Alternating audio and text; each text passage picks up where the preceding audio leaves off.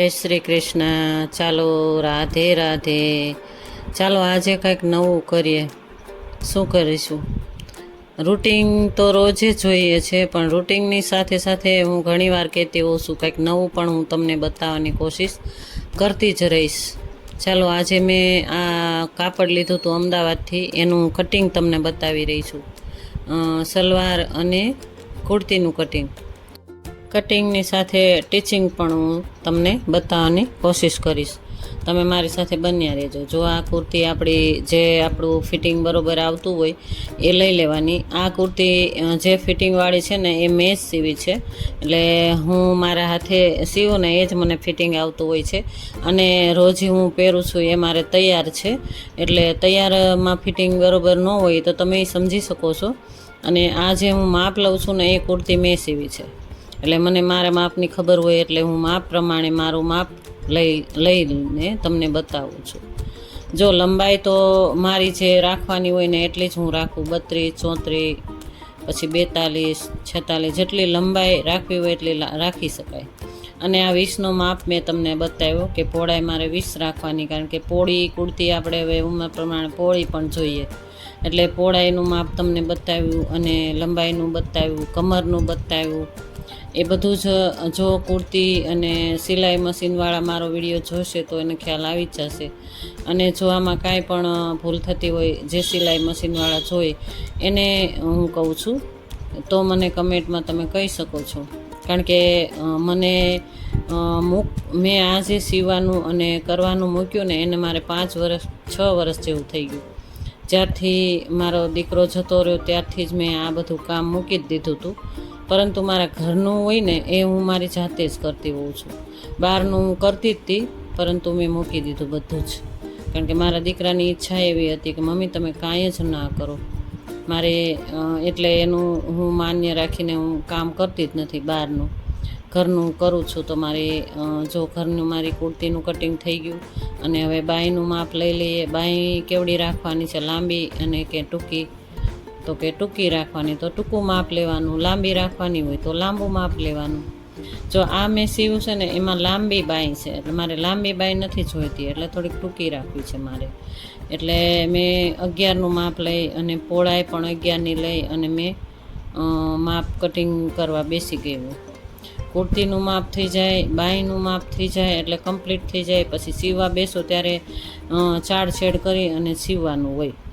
થોડા ઘણું મોટું પણ હોય કટિંગ કે નાનું હોય તો સીવવા બેસો ને ત્યારે બધું સરખું કરી લેવાય. આ મારે નાની જોતી હતી, બાંય બહુ મોટી થઈ ગઈ હતી. એમાં આ મોટી જ મારે કરવાની ઈચ્છા હતી, પરંતુ મને એમ થયું કે ના, થોડીક નાની કરી નાખું. એટલે મેં આ નાનું માપ લીધું. અને કાપડ તો મેં અમદાવાદથી લીધું હતું, એ તમને મેં બતાવ્યું હતું. કોટન, પ્યોર કોટન છે, મસ્ત. એટલે જો મેં બાંયનું માપ લઈ લીધું અને હવે આ કટિંગ તો મેં કરી નાખ્યું, પરંતુ જ્યારે હું સીવવા બેસીશ ને ત્યારે છાડછેડ અને આગળ પાછળનું કેટલું કટિંગ જોઈએ, 1 ઇંચ જોઈએ, 2 ઇંચ જોઈએ, એ હું બેસું સીવવા ત્યારે જ હું કરતી હોઉં છું. એ મારી આદત છે. અને જો શેપ પણ લઈ લેવાનું, પણ હજી શેપમાં જરૂર પડશે ત્યારે હું સીવવા બેસીશ ત્યારે હું શેપ લઈશ. અને આ સલવારે મેં જ સીવી છે, એટલે મને મારી સીવેલી જ મને ફાવે, એટલે એનું માપ લઈને હું બેસી ગઈ. ત્યારે લંબાઈ, પહોળાઈ, જો લહેંગો કરવાનો તો મારે પહોળો લહેંગો, હવે હમણાં તો પોળા લહેંગા પહેરીશ ને, એવો લહેંગો મારે ઈચ્છા હતી કે હું પોળો લહેંગો પહેરું, કારણ કે હવે ફિટિંગ ન સારા લાગે આપણને. અને લહેંગા જ હવે તો બધા પહેરતા હોય છે, એટલે ફિટિંગ તો ન જ સારું લાગે. જો લંબાઈ પહેલાં માપી લેવાની, જેટલી હોય એટલી, આપણે જેટલી ઊંચાઈ હોય એટલી, અને થોડુંક 2 ઇંચ વધારી દેવાનું, અને 4 ઇંચ કમરનો વધારી દેવાનું, એટલે પરફેક્ટ માપ આવી જાય. લંબાઈ આપણી જેટલી હોય ને એટલું આપણે માપી લેવાનું, અને પછી કમરનો માપ જોઈ લેવાનું. કમરમાં કેટલું જોઈશે, 4 ઇંચ 5 ઇંચ જેટલું જોઈએ એટલું વધારી લેવાનું. અને મોડીમાં પણ 3 ઇંચ 4 ઇંચ જે જોતું હોય, જેટલી મોડી વાળવાની હોય એટલું લઈ લેવાનું. અને બેઠકની જગ્યાએ પણ આપણે પહોળાઈ રાખવાની, અને એમાં પણ 3નું માપ લઈ લેવાનું. 7નું માપ આપણે બેઠકની જગ્યાએ લેતા હોઈએ તો 14નું માપ થાય, એટલે ફસકે નહીં અને બેસવામાં આપણે વાંધો ન આવે. એટલે જો આ હું પહેલી વાર વિડીયોઝ બનાવું છું, આમાં કાંઈ ભૂલ થાય તો મને કહેજો. અને આ કટિંગનો તો મેં પહેલી વાર બનાવ્યો, કારણ કે હું રૂટિંગ જ બતાવું છું. આજે હું રૂટિંગની સાથે સાથે મને એમ થયું કટિંગનું પણ બતાવી દઉં. કહેવાય છે કે એક જ સરખું વિડીયા બતાવવાનું, પરંતુ મને એમ થયું કે લાવો, ઘણા અમારા ફેમિલી જોતા હોય ને એમ કે તમે ક્યારેક મને સીવતાય પણ કંઈક બ્લાઉઝ સીવતા હોય એવું બતાવો, ક્યારેક ડ્રેસ સીવતા હોય એવું બતાવો, ક્યારેક કટિંગ કરતા હોય એવું બતાવો. ફેમિલી મેમ્બરમાંથી મને એવું પણ કહેતા હોય છે ઘણા. એટલે મને એમ થયું કે ચાલો આજે તો હું સિલાઈનું જ બતાવી દઉં તમને બધાને. તમે આ બધા જોઈ શકો છો વિડીયો, કેવી રીતે હું સીવું છું. જો માપ લઈ અને મેં કટિંગ કર્યું હતું, છતાં પણ છાડછેડ કરવી પડે. મોળી જેટલી આપણે જોઈતી હોય એટલી વાળવાની. અને જો સિલાઈ હું કરી રહી છું, તમે જોઈ શકો છો. ચાલો.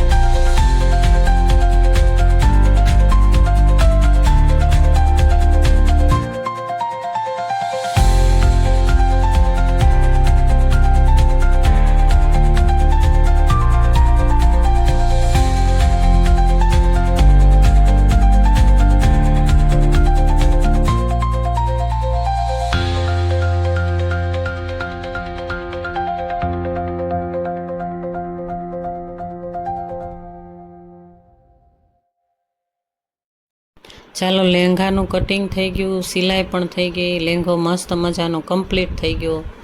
તમને મેં આગળ બતાવ્યું કટિંગ. મેં કીધું ને કે પહોળાઈ મારે પહોળો લહેંગો કરવાનો હતો, એટલે મોટો લહેંગો કરવાનો હતો. એટલા માટે મેં સહેજ મોટું રાખ્યું હતું. એટલે મેં તમને એ પણ બતાવી દીધું. સરસ મજાનો લહેંગો તૈયાર થઈ ગયો. જો મસ્ત મજાનું તૈયાર થઈ ગયું લહેંગો. અને જો આગળ પાછળ તમે જોઈ શકો છો. જો હવે આમાં ઇસ્ત્રી કરો ને એટલે એકદમ, હા, અને ઇસ્ત્રી કરીએ ને એટલે એકદમ સિલાઈ બેસીને આવે, ઉભરીને સરસ મજાનો લહેંગો દેખાય. હું તમને ઇસ્ત્રી કરીશ ત્યારે પરફેક્ટ બતાવીશ. હું કુર્તીને પણ બતાવીશ ને આ લહેંગાને પણ બતાવીશ. ચાલો, મારા વિડીયોઝ તમને ગમ્યા હોય તો લાઈક, શેર, સબસ્ક્રાઈબ કરજો. અને નવા હોય તો એક સબસ્ક્રાઈબ કરીને જ જાજો. જો હું તમને નાડી પણ બતાવું છું લહેંગામાં નાખવાની, અને લહેંગામાં નાખીને પણ તમને હું બતાવવાની કોશિશ કરીશ. જો આવી નાડી, આ રીતે હું નાડી બનાવતી હોઉં છું. અને પેન્ટય બનાવી શકાય, એમાં રબર પણ નાખી શકાય, અને હું રબર પણ નાખતી હોઉં છું. ચાલો, મારો વિડીયોઝ તમને ગમ્યો હોય તો લાઈક, શેર, સબસ્ક્રાઈબ કરજો. અને જો નવા છો તો એક સબસ્ક્રાઈબ કરીને જ જાજો. અને મારા વ્લોગ પૂરેપૂરા જોજો અને મને સપોર્ટ કરજો. ચાલો, જય શ્રી કૃષ્ણ, રાધે રાધે.